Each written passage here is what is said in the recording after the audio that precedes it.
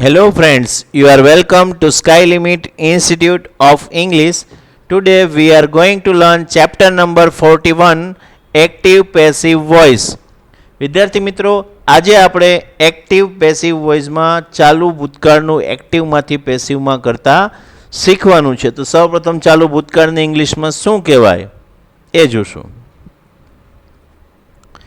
Continuous past tense શું કહેવાય? Continuous past tense. હવે એની પોઝિટિવ સેન્ટેન્સ સ્ટ્રક્ચર જોશું, એટલે કે હકાર વાક્ય રચના. એક્ટિવ વોઇસની જોશું તો એક્ટિવ વોઇસની અંદર જે હકાર વાક્ય રચના છે એ આપણે ટેન્સમાં શીખ્યા હતા એની એ જ આવે છે, એટલે કે કર્તા, વોઝ વેર, આઈએનજી વાળું ક્રિયાપદ, કર્મ, અધર વર્ડ્સ. કર્તા, વોઝ વેર, આઈએનજી વાળું ક્રિયાપદ, કર્મ અને અધર વર્ડ્સ. હવે જોઈએ પેસિવ વોઇસ માટે. તો પેસિવ વોઇસમાં કર્મ, was were, being, V3, by, કર્તાની કર્મ વિભક્તિ અને અધર વર્ડ્સ. વિદ્યાર્થી મિત્રો, આપણે આની પહેલાંના ચેપ્ટરમાં જોયું કે ચાલુ વર્તમાનનું એક્ટિવમાંથી પેસિવ કરીએ ત્યારે ચાલુ વર્તમાનની પેસિવ વાક્ય રચનામાં કર્મ પછી એમિઝાર આવતું હતું, ત્યારબાદ બીંગ, V3, બાય, કર્તાની કર્મ વિભક્તિ અને અધર વર્ડ્સ. ચાલુ વર્તમાનમાં શું પેસિવ આવતું હતું? કર્મ પછી એમિઝાર, બીંગ, V3, બાય, કર્તાની કર્મ વિભક્તિ અને અધર વર્ડ્સ આવતું હતું. જ્યારે ચાલુ ભૂતકાળમાં શું આવશે? તો કે કર્મ પછી એમિઝાર બદલે વોઝવેર આવશે, બાકી બધું સરખું. એટલે કે કર્મ, વોઝવેર, બીંગ, V3, બાય, કર્તાની કર્મ વિભક્તિ અને અધર વર્ડ્સ. ફરીથી જોઈએ. કર્મ, વોઝવેર, બીંગ, V3, બાય, કર્તાની કર્મ વિભક્તિ અને અધર વર્ડ્સ. તો એમિઝારની બદલે વોઝવેર મૂકો એટલે ચાલુ વર્તમાન બદલે ચાલુ ભૂતકાળનું પેસિવ બની જાય. હવે વાત કરીએ સાદા ભૂતકાળ અને ચાલુ ભૂતકાળના એક્ટિવ પેસિવમાં તફાવત કેટલો. તો સાદા ભૂતકાળનું પેસિવ જે હતું એમાં કર્મ પછી વોઝવેર આવતું, ત્યારબાદ સીધું V3 આવતું. શું આવતું? કર્મ, ત્યારબાદ વોઝવેર અને ત્યારબાદ સીધું V3 આવતું. તો એ હતી સાદા ભૂતકાળની પેસિવ વાક્ય રચના. જ્યારે ચાલુ ભૂતકાળમાં શું આવે?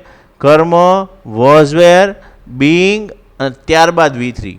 મતલબ વોઝવેર પછી ડાયરેક્ટ V3 આવે તો સમજવાનું સાદા ભૂતકાળનું પેસિવ છે, અને વોઝવેર પછી બીંગ અને ત્યારબાદ V3 આવે તો શું સમજવાનું? ચાલુ ભૂતકાળનું પેસિવ છે.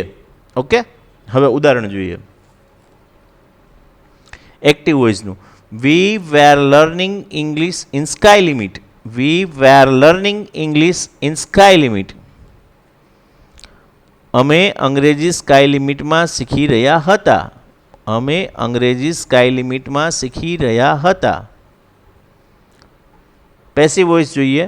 English was being learned by us in sky limit. English was being learnt by us in sky limit. અમારા દ્વારા સ્કાય લિમિટમાં અંગ્રેજી શીખાઈ રહ્યું હતું. અમારા દ્વારા સ્કાય લિમિટમાં અંગ્રેજી શીખાઈ રહ્યું હતું. હવે જોશું નેગેટિવ સેન્ટેન્સ સ્ટ્રક્ચર, એટલે કે નકાર વાક્ય રચના. Active voice. કર્તા, વોઝવેર, નોટ, આઈએનજી વાળું ક્રિયાપદ, કર્મ, અધર વર્ડ્સ. પેસિવ વોઇસમાં જોઈએ.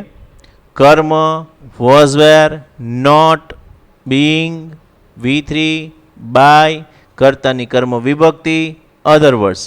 તો વોઝવેર પછી નોટ આવે બીંગની પહેલાં, બરાબર છે નકાર વાક્યમાં. ફરીથી એકવાર જોઈ લઈએ. કર્મ, was were, not, being, V3, by, કર્તાની કર્મ વિભક્તિ અને અધર વર્ડ્સ. ઉદાહરણ જોઈએ. We were not learning English. We were not learning English. અમે અંગ્રેજી શીખી રહ્યા ન હતા. અમે અંગ્રેજી શીખી રહ્યા ન હતા. પેસિવ વોઇસ જોઈએ. English was not being learned by us. English was not being learnt by us. અમારા દ્વારા અંગ્રેજી શીખાઈ રહ્યું ન હતું. અમારા દ્વારા અંગ્રેજી શીખાઈ રહ્યું ન હતું. હવે જોઈએ ઇન્ટ્રોગેટિવ સેન્ટેન્સ સ્ટ્રક્ચર એટલે કે પ્રશ્નાર્થ વાક્ય રચના. ઇન્ટ્રોગેટિવ સેન્ટેન્સ સ્ટ્રક્ચર એટલે કે પ્રશ્નાર્થ વાક્ય રચના. એક્ટિવ વોઇસની જોઈએ. વોઝ વેર, કર્તા, આઈએનજી વાળું ક્રિયાપદ, કર્મ, અધર વર્ડ્સ. ફરીથી જોઈએ. વોઝ વેર, કર્તા, આઈએનજી વાળું ક્રિયાપદ, કર્મ, અધર વર્ડ્સ. પેસિવ વોઇસ જોઈએ. વોઝ વેર, કર્મ, બીંગ, V3, બાય, કર્તાની કર્મ વિભક્તિ, અધર વર્ડ્સ. વોઝ વેર, કર્મ, બીંગ, V3, બાય, કર્તાની કર્મ વિભક્તિ, અધર વર્ડ્સ. ઉદાહરણ જોઈએ. એક્ટિવ વોઇસનું. Were you learning English? તમે અંગ્રેજી શીખી રહ્યા હતા. Were you learning English? તમે અંગ્રેજી શીખી રહ્યા હતા. Passive voice. Was English being learned by you? Was English being learned by you? તમારા દ્વારા અંગ્રેજી શીખાઈ રહ્યું હતું. તમારા દ્વારા અંગ્રેજી શીખાઈ રહ્યું હતું. WH વાળા ઇન્ટ્રોગેટિવ સેન્ટેન્સ એટલે કે WH વાળી પ્રશ્નાર્થ વાક્ય રચના.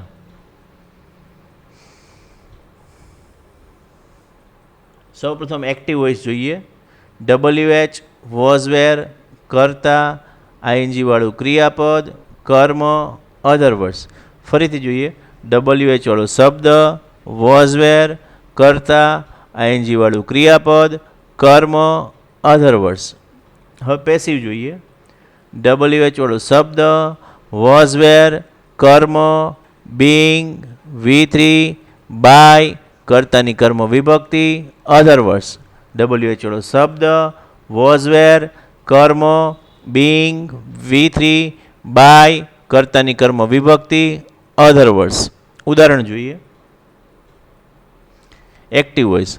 Y were you learning English? તમે અંગ્રેજી શા માટે શીખી રહ્યા હતા? Why were you learning English? તમે અંગ્રેજી શા માટે શીખી રહ્યા હતા? Passive voice. Why was English being learned by you? Why was English being learned by you? તમારા દ્વારા અંગ્રેજી શા માટે શીખાઈ રહ્યું હતું?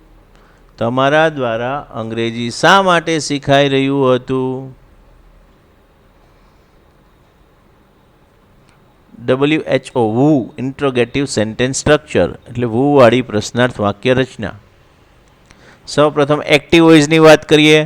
વુ, વોઝ, આઈએનજી વાળું ક્રિયાપદ, કર્મ, અધર વર્ડ્સ. ફરીથી. વુ, વોઝ, આઈએનજી વાળું ક્રિયાપદ, કર્મ, અધર વર્ડ્સ. પેસિવ વોઇસમાં બાય વૂમ, વોઝ વેર, કર્મ, being, V3, other words. By whom, was were, કર્મ, બીંગ, V3, અધર વર્ડ્સ. ઉદાહરણ જોઈએ. Active voice. Who was learning English? કોણ અંગ્રેજી શીખી રહ્યું હતું? Who was learning English? કોણ અંગ્રેજી શીખી રહ્યું હતું? Passive voice. By whom was English being learnt? By whom was English being learnt? કોના દ્વારા અંગ્રેજી શીખાઈ રહ્યું હતું? By whom was English being learnt? કોના દ્વારા અંગ્રેજી શીખાઈ રહ્યું હતું? એક્સ્ટ્રા સેન્ટેન્સીસ જોઈએ જેમાં ઉદાહરણ પહેલું active voice. I was speaking English. I was speaking English.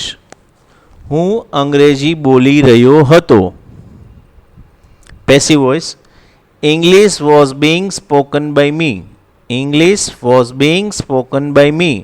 અંગ્રેજી મારા દ્વારા બોલાઈ રહ્યું હતું. Active voice. He was learning English in Sky Limit.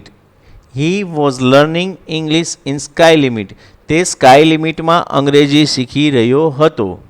Passive voice જોઈએ. English was being learnt by him in Sky Limit. English was being learnt by him in Sky Limit. અંગ્રેજી તેના દ્વારા સ્કાય લિમિટમાં શીખાઈ રહ્યું હતું. એક્ટિવ વોઇસ જોઈએ. They were not giving exam. They were not giving exam. તેઓ પરીક્ષા આપી રહ્યા ન હતા. Passive voice. Exam was not being given by them. Exam was not being given by them.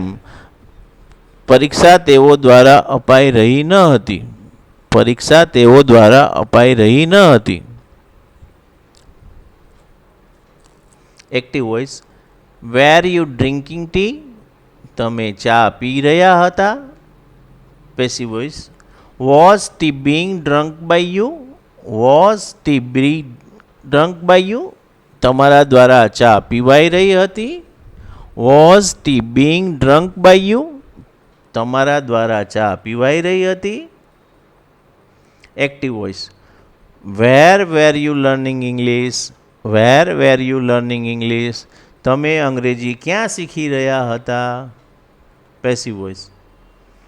Wear was English being learned by you? Where was English being learned by you? તમારા દ્વારા અંગ્રેજી ક્યાં શીખાઈ રહ્યું હતું. Active voice. Who was meeting her in class? કોણ તેણીને ક્લાસમાં મળી રહ્યું હતું. Who was meeting her in class? કોણ તેણીને ક્લાસમાં મળી રહ્યું હતું. Passive voice. By whom was she being met in class? By whom was she being met in class? કોના દ્વારા તેણીને ક્લાસમાં મળાઈ રહ્યું હતું.